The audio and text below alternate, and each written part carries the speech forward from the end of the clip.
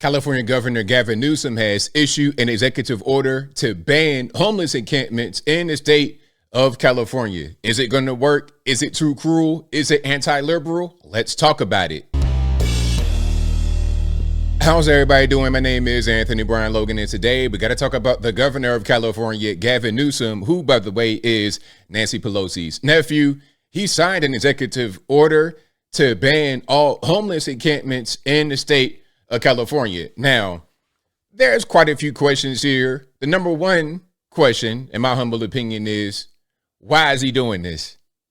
We're going to talk about how and what's going on with the homeless problem in California, but first, why is he doing this?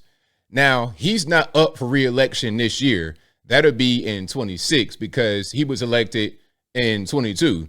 Now, I'm not sure about California. Do you guys have governor term limits like they do in Florida and Virginia? I don't really know, but he is not up for election right now.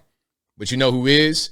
His former colleague, Kamala Harris, because remember, Kamala Harris was California Attorney General.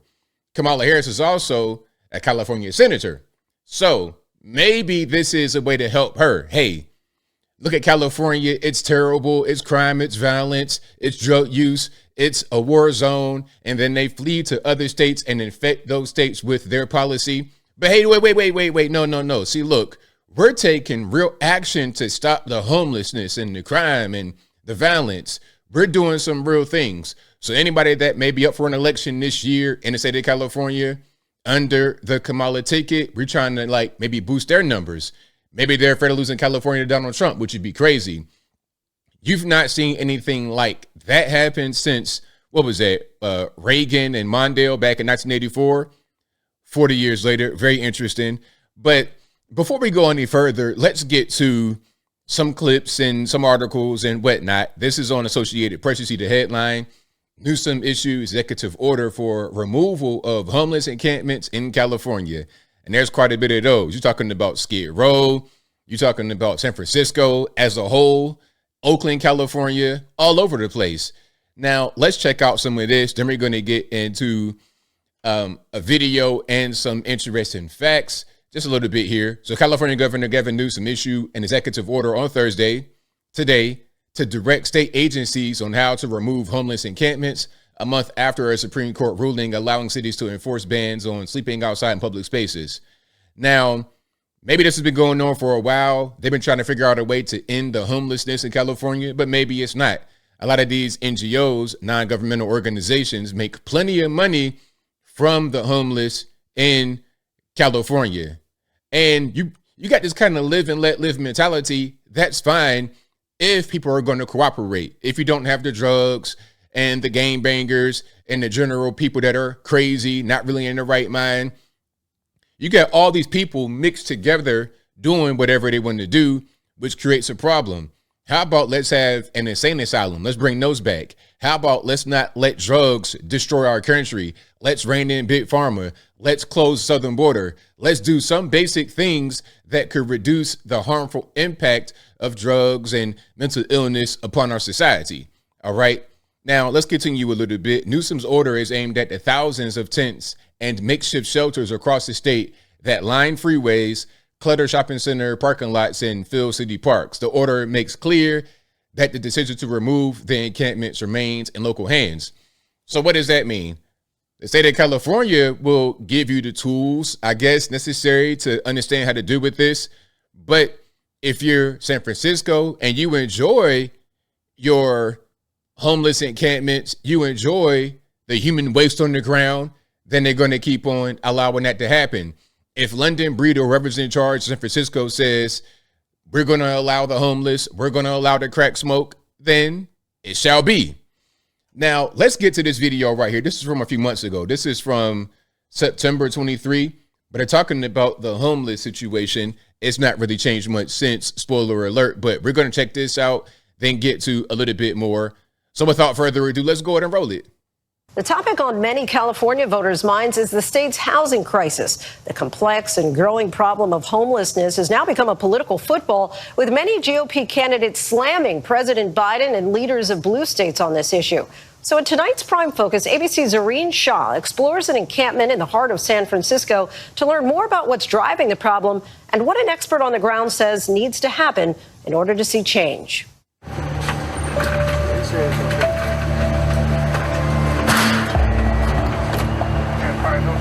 Now, I want to pause right quick before they keep on going.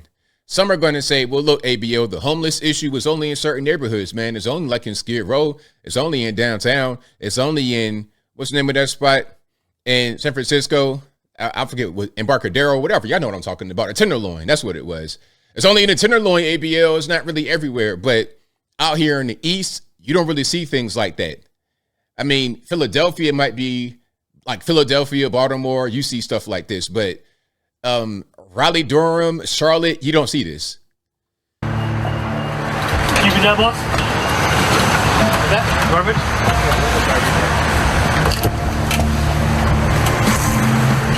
In parts of San Francisco, this scene is a regular occurrence. City officials cleaning encampments, unhoused Americans moving street to street, like Anthony, who says he's been living in a tent for the past 3 years. Right after COVID, it was horrible out here. What were you doing before then? Mostly chef work. Being in the restaurants, they shut them down. It was hard to supplement the income and the work. Now, the main thing I need to ask these people is, what is your drug of choice?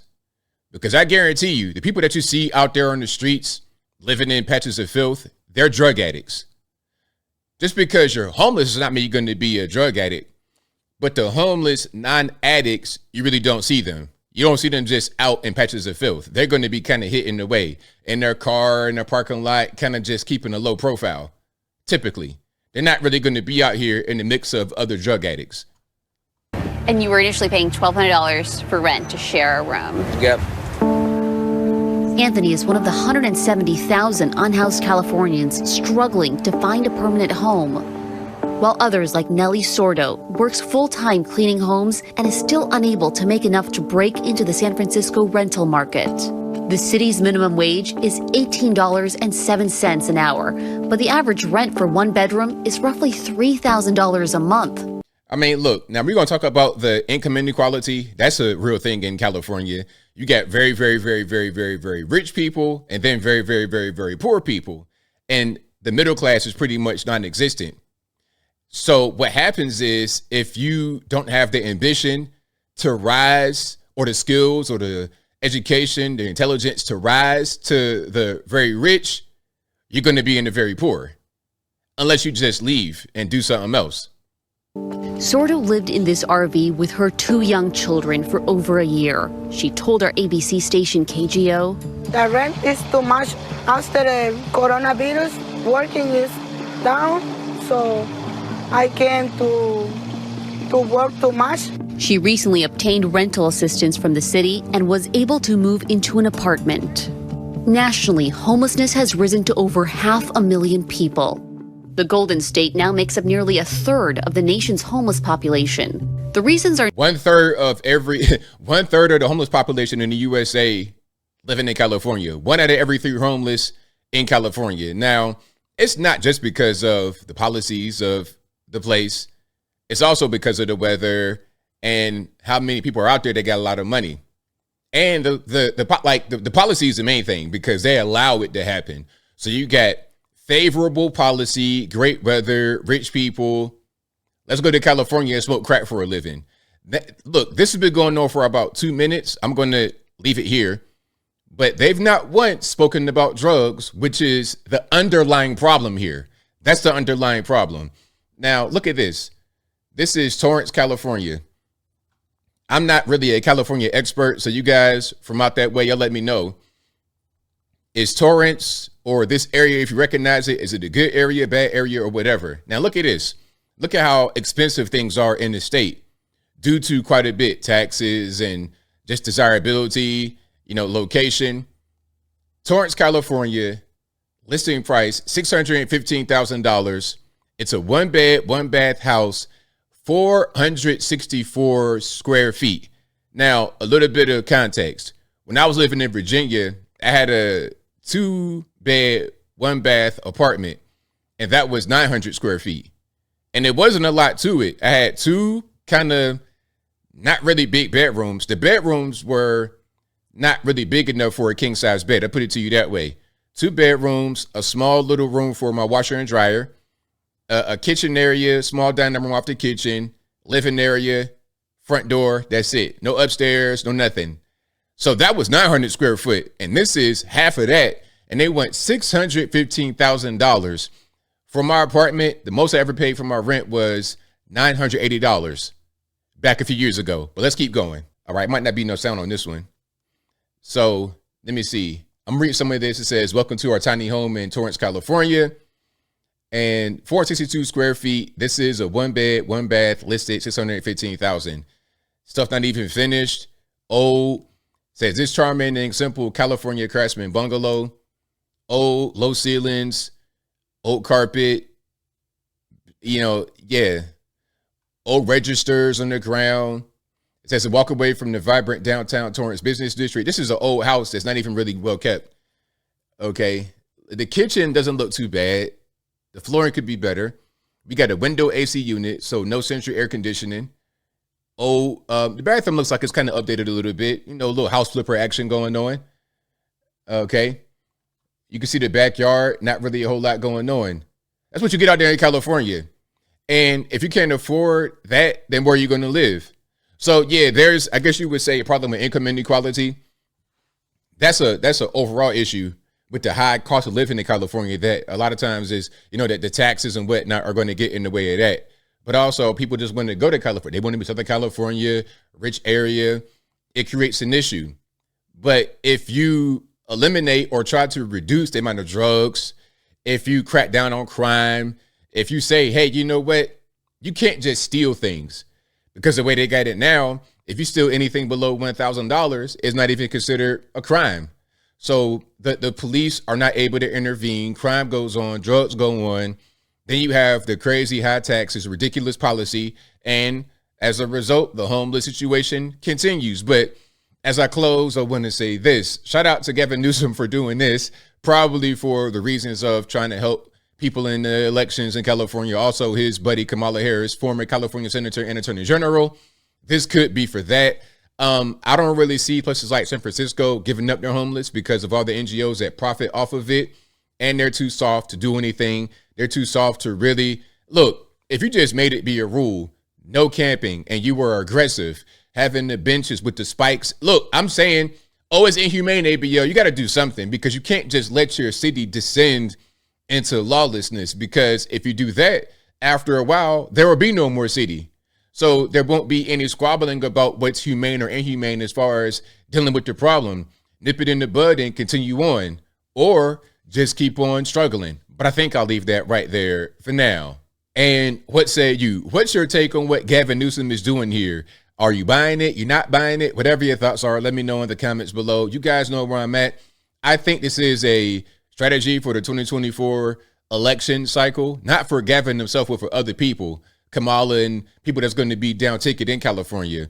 Also a way to maybe help himself later. But I don't really see this problem stopping with all the money that's being thrown at it and with the policies. Look, if you can just steal anything below $1,000 from the store and not get locked up, that just gives you a general idea of the state of law and order in California, which is pretty much non-existent in my humble opinion. But whatever your thoughts are, please let me know in the comments below.